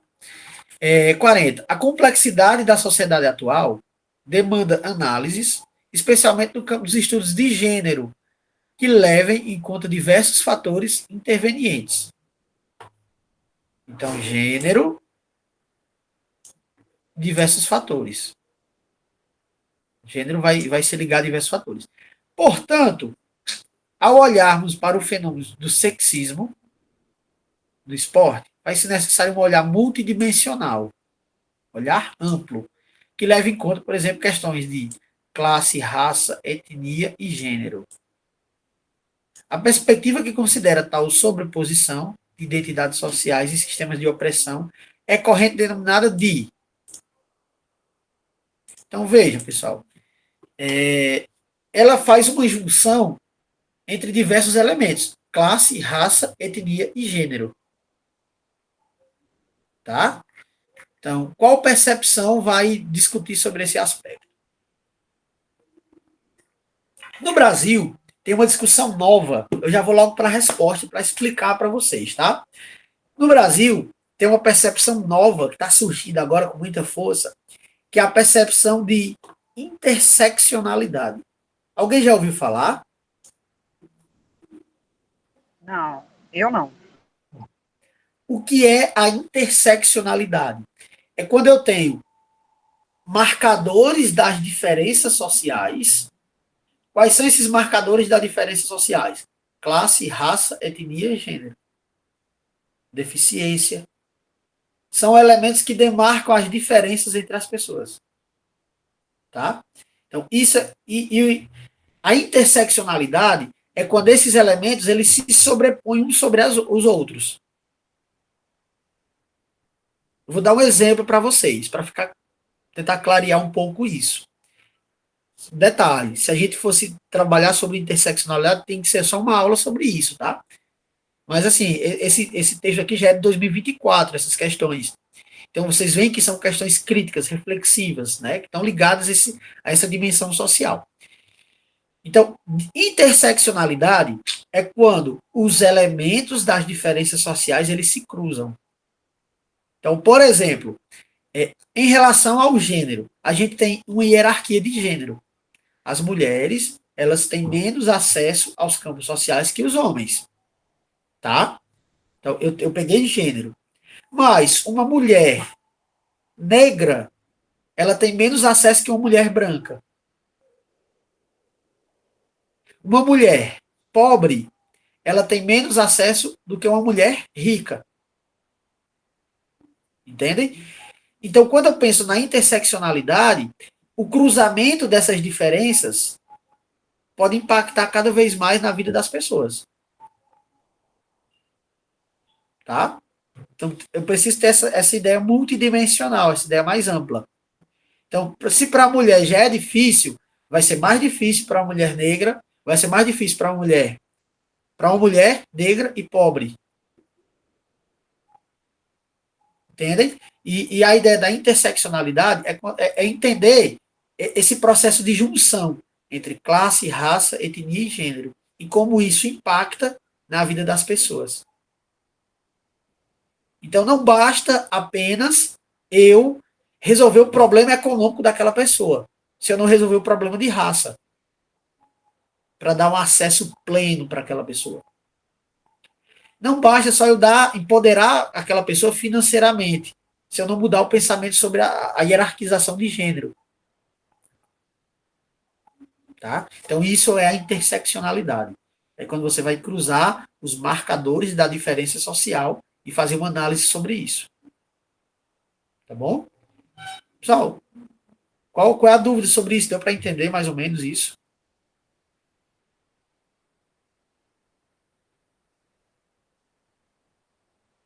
Vixe, o silêncio Deu aí tá. sim, deu sim, deu. Vocês estão falando tão baixo, tão tristes agora. Não, professor, deu sim. Tá? Então é isso, pessoal, interseccionalidade, tá bom? E aí convido vocês a fazer alguma leitura sobre, porque tá crescendo muito isso, tá bom? Com certeza vai ter questões, pode ter questões relacionadas a isso, tá bom? Marxidiano, tá ligado ao marxismo, né? A questão de classe trabalhadora, de operário e tal. Filosófico também não tem nada a ver. Positivista é uma ideia conservadora e multilateralidade, tem a ver com a lateralidade, com as capacidades físicas, então está fora da ideia. Tá bom? Então, letra E, interseccionalidade. Beleza? Questão 50, pessoal. Tradicionalmente, o ensino esportivo é calcado na reprodução de gestual motor pertinente a um determinado esporte. Contudo, no contexto da formação de jovens e adolescentes, o ensino esportivo também deve favorecer outras duas dimensões do conteúdo. Então, quando eu vou ensinar, eu estou ligado sempre ao gesto motor, que é a capacidade procedimental, tá? Que é você fazer. Mas existem três dimensões do conteúdo, do processo de ensino, que são as dimensões procedimentais, que estão ligadas ao fazer, à reprodução do movimento. A dimensão conceitual, que está ligada aos conceitos, a história, a origem, o desenvolvimento, como surgiu, quando surgiu, o impacto social. Conceitual, né, que é os conceitos. E atitudinal, que está ligada às atitudes que as pessoas têm mediante a prática, mediante os conceitos. Então, são esses três elementos. E aí, na 50, a gente tem a letra E, tá? Que é o gestual motor, é o procedimental. Aí eu tenho o conceitual, que é os conceitos, e atitudinal, que são as atitudes que as pessoas devem ter. Tá? Então, tradicionalmente, o ensino esportivo está pautado na ideia da prática. Mas na contemporaneidade, na educação física contemporânea, esses elementos do conceito e das atitudes também devem estar presentes na formação dos jovens. Tá? 48. Para garantir aulas de educação física sintonizadas com abordagens do movimento renovador da educação física, que surgiu lá na década de 80, né, de romper com aquele tecnicismo, com aquela tradicionalidade, o professor precisa considerar que a competição, o que é a competição dentro da ideia do movimento renovador. Deve ser o principal elemento da aula? Vixe, meu Deus. O principal recurso pedagógico do professor é a competição? Não.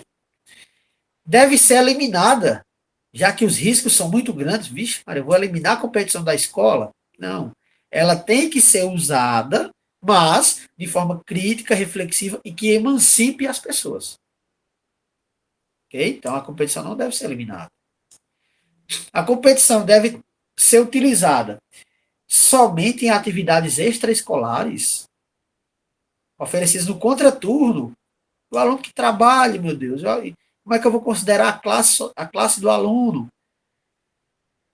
Então, como é que eu vou garantir condições iguais de acesso se o aluno mora a 3 horas da escola, eu vou oferecer uma atividade do contraturno? É? Então, não. Está errado. Deve ser oferecida somente aos alunos mais hábeis. Meu Deus, eu vou excluir os alunos, os mais hábeis, e os que não têm habilidade. E os que têm habilidade só em dança e querem jogar futebol. Vou excluir aqueles alunos que eles não têm habilidade em futebol. Não deve sobrepujar a ludicidade da atividade, nem deixar de incluir todos os alunos. Ou seja, eu não devo esquecer a ludicidade dessa competição. Por mais que seja competição, eu preciso da ludicidade. E a partir dessa ideia do lúdico, eu vou incluir esses alunos. Tá? Então, a competição, ela também tem que ter essa característica lúdica. Eu não vou cumprir apenas a regra, eu vou adaptar as regras também de acordo com a realidade dos meus alunos, para incluir eles. Então, a competição dentro da educação física escolar, ela precisa incluir esses alunos. E para isso eu posso modificar regras. Né? Eu fiz um interclasse uma vez, quando eu trabalhava no ensino fundamental, os meninos não tocavam a bola para as meninas. E aí eu fiz o interclasse. Times mistos. E só valia o gol se todos os participantes tocassem na bola. E aí era uma loucura, que todo mundo tinha que tocar na bola. E era um interclasse, valia medalha, competição. Entendem? Então, na escola, eu preciso desse movimento inclusivo. Tá bom? Dúvidas, pessoal? Tranquilo, né? 49. O esporte é uma das principais opções de lazer na população brasileira. É acompanhado e praticado por pessoas dos mais diferentes perfis, faixas etárias e classes sociais. Tendo em vista esse aspecto, um possível papel para as aulas de educação física é contribuir para. O que a educação física tem que contribuir? A profissionalização dos alunos no âmbito do esporte? Não. Não tenho que formar alunos atletas. Embora possa ser formado, né? Mas não necessariamente eu tenho que, seja minha obrigação formar atletas. Que os alunos desenvolvam um senso crítico no que tange a cobertura do esporte pela imprensa? Posso questionar, né? Que o aluno se torne melhores atletas é a função, a obrigação da educação física, formar atletas? Não. E nem profissionalizar. Que os alunos aprendam a realizar com perfeição gestos esportivos. E o aluno que não tem habilidade naquela técnica, naquele esporte, como é que ele fica? Vai ser excluído porque ele não faz o movimento perfeito? Excluo. Que o aluno desenvolva capacidade pulmonar. Meu Deus, e as outras capacidades? Não. Precisa de algo mais amplo. Tem a dimensão social do esporte, a visão crítica sobre o esporte. Então, a educação física pode contribuir para que os alunos desenvolvam o senso crítico no que tange a cobertura do esporte pela imprensa. Ou seja, não ser manipulados pelo esporte na imprensa. Tá? E aí, pessoal, falta só uma questão, mas eu vou passar logo aqui para a organização de eventos, tá bom? Para a gente arrematar a aula, tá? Já está terminando, falta só 10 minutos, vocês estão cansados também o dia todo, tá bom? Organização de eventos esportivos. Pessoal, tem muito pouca questão sobre isso, né? Mas é importante a gente saber, tá bom? Então, o primeiro evento esportivo que a gente tem é o torneio. É uma competição esportiva que funciona de forma curta e com eliminação imediata, também conhecido como mata-mata. Ou seja, perdeu, está fora. Os torneios são restritos a uma única modalidade de esporte, como vôlei, natação, futebol, etc. Tá?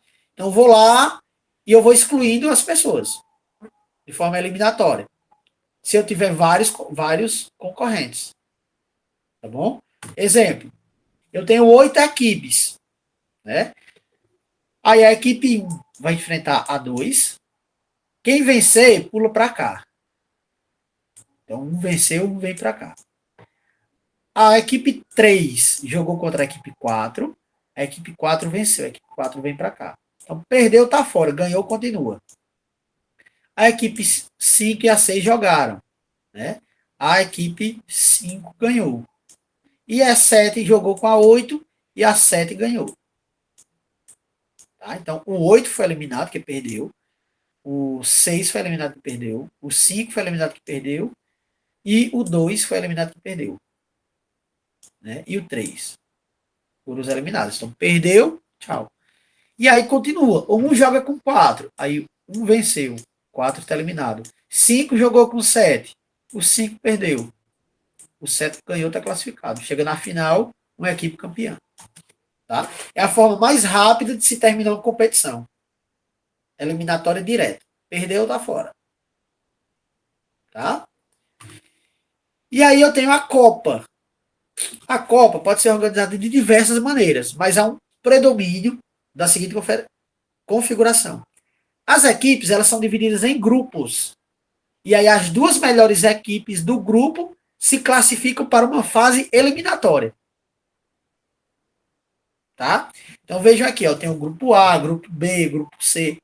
E aí 2 equipes de cada grupo, as 2 melhores, as 2 classificadas, vão passar para a próxima fase, em que elas vão se enfrentar de maneira eliminatória. Tá bom? Então, é uma mistura de torneio, né, que é o mata-mata, com a divisão dessas equipes em grupo. E esses grupos, essas equipes jogam e vão acumulando pontos. Então, cada equipe joga 3 vezes. Então, cada equipe pode, se vencer as 3 partidas, cada partida vale 3 pontos. Então, se a equipe vencer cada partida, as 3 partidas, ela vai fazer 9 pontos. Né? Cada partida vale 3. Então, ela fazendo 9 pontos, ela está classificada em primeiro lugar, vencendo todo mundo. E aí, com esse acúmulo de pontos, as 2 equipes de cada grupo que acumularem mais pontos vão para o mata-mata. Que é onde eles vão se enfrentar e perder ou tá fora. Tá? O exemplo disso também é a Copa do Mundo. Ó. Eu trouxe aqui a tabelinha, tá bom? Se atente aqui para o grupo A, pessoal, por favor. Grupo A. Uruguai, Rússia, Arábia Saudita e Egito. Então, se cada partida vale 3 pontos, ó, o Uruguai tem 9 pontos. Ou seja, o Uruguai venceu as 3 partidas. A Rússia tem 6 pontos. A Rússia venceu 2 partidas. A Arábia Saudita tem 3 pontos. Venceu uma partida. E o Egito não venceu nenhuma partida. Perdeu todas as 3. 0 ponto. Então, de cada grupo, eles vão buscar as 2 equipes que fizeram mais pontos. E eles vão para uma fase de mata-mata. Nas oitavas de final, que é bem aqui, galera, eu tenho o Uruguai, que fez 9 pontos no grupo A. E no grupo B eu tenho o Portugal, que fez 5 pontos. E aqui eles se enfrentam, Uruguai e Portugal. Quem perder, tá fora. Quem ganhar, passa para a próxima. E assim sucessivamente. Tá? Essa é a dinâmica de uma Copa. Eu pego as equipes, divido em grupos, elas jogam entre si, quem somar mais pontos passa para a fase eliminatória. Tá? Pessoal, dúvidas? Deu para entender?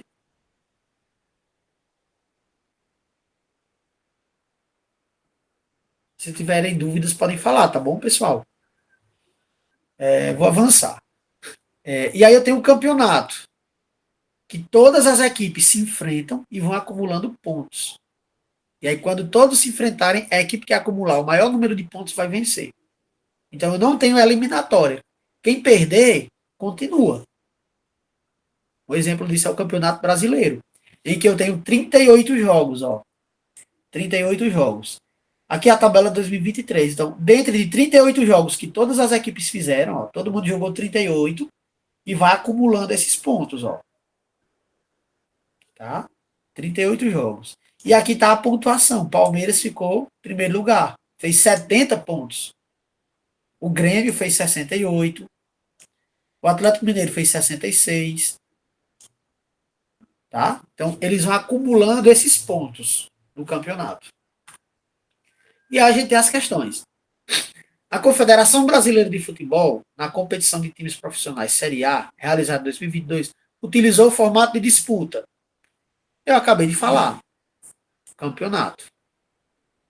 Né, em que todas as equipes jogam entre si e elas vão acumulando esses pontos. Tá? E a equipe que consegue acumular mais pontos é a campeã. Sobre o formato de torneio, quer saber sobre o torneio. Avaliar as afirmativas a seguir, são verdadeiras ou falsas. Costuma ter curta duração. Torneio costuma ter curta duração? Sim. É quando a gente quer fazer um evento mais curto, mais rápido, porque ele é eliminatório. Então, alternativa verdadeira. O campeão é definido pela quantidade de pontos acumulados? Não, isso aqui fica para o campeonato. Torneio não tem ponto acumulado, ele é eliminatório, então F. Os confrontos acontecem no formato mata-mata, eliminação do derrotado. Isso, né? Então, é eliminatório. Popularmente conhecido como mata-mata. Perdeu, tá fora. Então, a alternativa correta, vixe, já está marcada aqui em vermelho. Letra B. VFV.